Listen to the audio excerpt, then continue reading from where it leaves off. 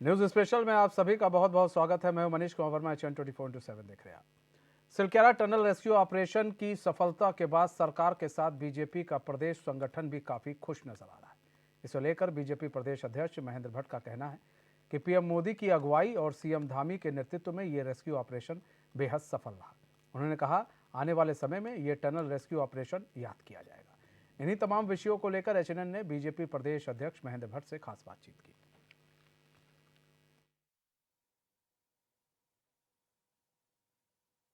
Bharatiya Janata party के प्रदेश अध्यक्ष महेंद्र भट्ट जी इस समय हमारे साथ एचएनएन न्यूज़ पर मौजूद हैं। अध्यक्ष जी, आप बेहद चिंता में रहे। सिलक्यारा टनल जो रेस्क्यू ऑपरेशन रहा, डे वन से ही लगातार आप भी फीडबैक लेते रहे। बीते रोज़ आप इगास फेस्टिवल में भी थे सीएम आवास पर। इस पूरे रेस्क्यू ऑपरेशन को आपका दृष्टिकोण किस रूप में देखता है? देखिए, क्योंकि उत्तराखंड में जो भी परियोजनाएं चल रही हैं, रेलवे की हो चाहे सड़कों की हो, हमको दूरियां कम करनी तो टनल की आवश्यकता रहती है। लेकिन इतनी टनलें बन गई और इस टनल में जब ये घटना होती है तो चिंतित होना स्वाभाविक था। सबसे बड़ी बात है, 41 मजदूर टनल के अंदर थे। मैं ईश्वर का ही प्रभाव हूँ, भगवान बुद्धिशाल की कृपा है, वहाँ के लोकल देवी देवताओं की कृपा कही है कि आज सब लोग सुरक्षित और स्वस्थ बाहर निकले। अब इसके पीछे जहाँ सरकारी तंत्र का बहुत बड़ा योगदान होता है, कैसे करके उनको ऑक्सीजन पहुँचाई जाए, उसकी प्रारंभिक चीज़ें तय हुई, वहाँ बिजली की व्यवस्था हो जाए, उन लोगों से बातचीत हो जाए, इस सब में देश के प्रधानमंत्री जी का जो योगदान है उसको उत्तराखंड की जनता हम लोग भूल नहीं सकते हैं। प्रधानमंत्री जी मेरे परिवारजनों जब बोलते हैं तो उसका एक सार्थक उदाहरण हमने इस बीच देखा है कि एक विभाग के रूप में उन्होंने मुख्यमंत्री जी का मार्गदर्शन किया।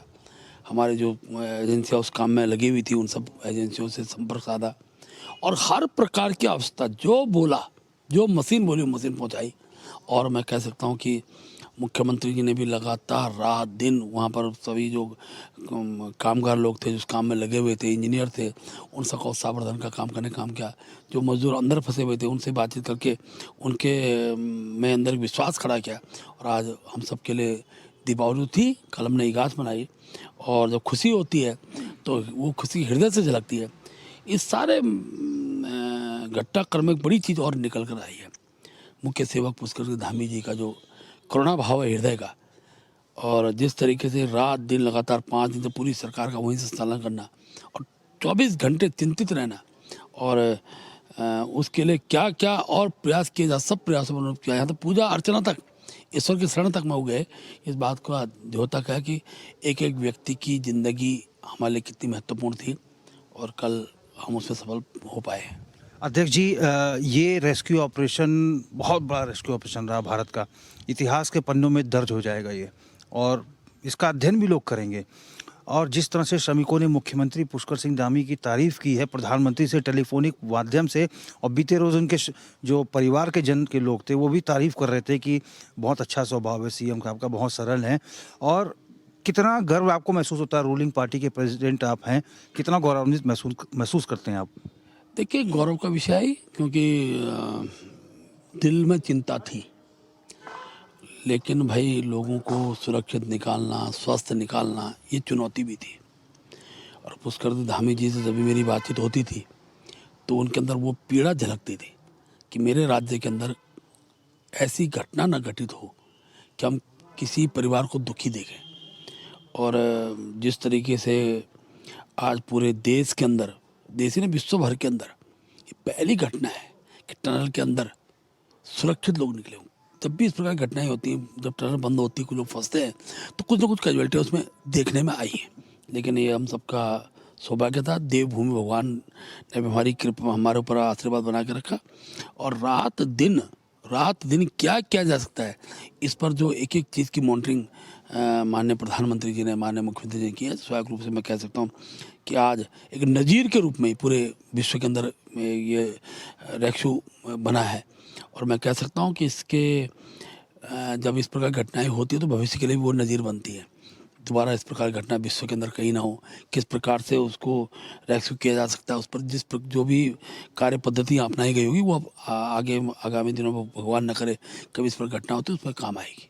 अध्यक्ष जी, आप लोग लगातार कहते रहे कि आपदा के विषय पर राजनीति नहीं होनी चाहिए, लेकिन कांग्रेस सफल रेस्क्यू के बाद भी सवाल उठा रही है कि भाई जो निर्माणाधीन कंपनी थी उसके ऊपर सरकार कार्रवाई करेगी, इतना बड़ा कलेजा है सरकार के पास। क्या आपका फीडबैक है इस पे? देखिए, जब भी कोई कंपनी काम करती है तो आज तो मुझे जानकारी भी जो इतना मैं समझ पाया हूँ, ये कंपनी विश्व की चुनिंदा कंपनियों में से थी। लेकिन दुर्भाग्यवश घटनाएं होती हैं, होनी नहीं चाहिए। तो ऐसा तो है नहीं कि कंपनी अपनी उस कमी को सुधारेगी नहीं। और जहाँ तक जांच का विषय है, जानबूझ के कोई चीज़ की जाती हो तो फिर इतने भारतवर्ष के अंदर कांग्रेस शासन काल में तो इसी कंपनी को काम मिला था। अनेकों टनल इस कंपनी द्वारा बनाई गई है, अनेकों राज्यों के अंदर बनी है, तो इस कंपनी को उस राज्य में काम मिला है। इस प्रकार की हल्की बातें करके कांग्रेस जो है विकास को अवरुद्ध करने का काम करती है। और कांग्रेस ने तो अपने पूरे 17 दिन के अंदर जो उनकी बयानबाजी है वो तो उनको निराश करने वाली थी। जो कामकार जो काम लगे हुए थे, इंजीनियरों के अंदर निराशा का भाव खड़ा करने वाला प्रयास था। जो सुरंग के अंदर थे, उनके परिवारजनों के अंदर निराशा का भाव खड़ा करने का उनकी बयानबाजी थी। इसलिए मुख्य विपक्ष को मुख्य विपक्ष की भूमिका में रहना चाहिए। कल अच्छा भी लगा जब हरीश रावत जी ने पुष्कर सिंह धामी जी के इस पेन लेने को, जिस प्रकार से उन्होंने पूरी इस रेस्क्यू के को सफलता प्राप्त की, उन्होंने सराहना भी की है। तो अच्छे के लिए अच्छा बोलने की कुव्वत भी तो कांग्रेस के अंदर होनी चाहिए। मैं कह सकता हूँ कि कांग्रेस एक प्रकार से जो कुचक्र चल रही थी, उस कुचक्र में वो नाकाम हुई है और हम सफलता और सबको निकालने में कामयाब हुए हैं। अध्यक्ष जी, इस रेस्क्यू ऑपरेशन की वजह से तमाम जो संगठन के कार्यक्रम थे आपके, उसको भी पोस्टपोन करना पड़ा। SC ST सम्मेलन जो है उसकी नई तिथियां निर्धारित हो गई हैं, कब कब होंगे सर? देखिए, क्योंकि पहला लक्ष्य तो सबको सुरक्षित निकालना था, उसमें हम सफलता हमने प्राप्त की है। अब हमारे कार्यक्रम प्रारंभ हो चुके हैं। आज युवा मोर्चे की प्रदेश कार्य समिति की बैठक है, मैं उसमें जाने वाला हूँ। कल जनजातीय मोर्चे का हमारा जनप्रतिनिधि सम्मेलन विकासनगर में होने वाला है, उसमें उनके राष्ट्रीय उपाध्यक्ष जी आने वाले हैं, हमारे मुख्यमंत्री उस कार्यक्रम में रहेंगे। 2 तारीख को हल्द्वानी के अंदर अनुसूचित जाति के जनप्रतिनिधियों का सम्मेलन है। 3 को कुमाऊं मंडल के जनजाति का सम्मेलन है। और आगामी दिनों में युवा मोर्चे के हमारे विशालतम बड़े कार्यक्रम लेने वाले हैं। हमारे समाज के हर वर्ग को साथ जोड़ने के लिए कार्य श्रृंखला करेंगे। अभी कार्यक्रम की तिथि हमने घोषित कर दी है। आगामी दिन जो भी कार्यक्रम और आएंगे वो आप सबको जानकारी हम देंगे। अब चूंकि एक बहुत बड़ा उदाहरण रेस्क्यू ऑपरेशन को लेकर सरकार ने पेश किया है, आपको लगता है इसका फायदा आने वाले इन्वेस्टर समिट में जो कि एक हफ्ते बाद होने वाला है, मिलेगा? हाँ, निश्चित रूप से मिलेगा। इन्वेस्टर समिट का जो लक्ष्य है, वो लक्ष्य इस राज्य के जो बेरोजगार युवा हैं उनको केंद्र में रख के किया गया है। और मुझे मुख्यमंत्री का आभार व्यक्त करते हुए खुशी भी है कि अभी जिलों के अंदर इन्वेस्टर समिट हो रहे हैं तो स्थानीय जो उद्यमी हैं वो भी इससे जुड़ रहे हैं। बड़ी संख्या में 1 करोड़ से ज़्यादा के, 2 करोड़ के, कहीं 5 करोड़ का जो MOU साइन हुए हैं।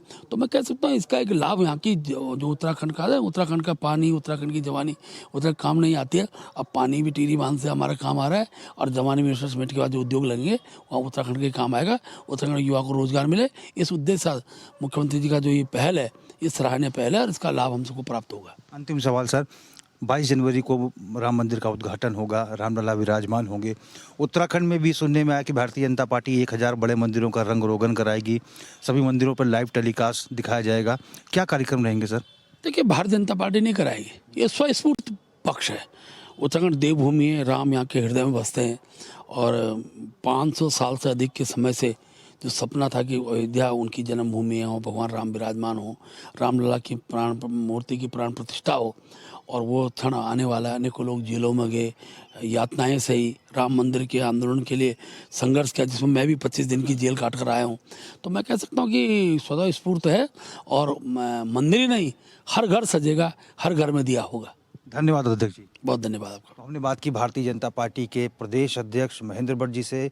भट्ट जी का साफ तौर पर कहना है कि जिस तरह का ये टनल का रेस्क्यू ऑपरेशन हुआ, ये आने वाले समय में मील का पत्थर इसे लोग मानेंगे। और जिस तरह से मुख्यमंत्री के नेतृत्व में ये पूरा ऑपरेशन हुआ, ये एक बहुत बड़ा जो चुनौती थी उसको मुख्यमंत्री भेद पाए हैं।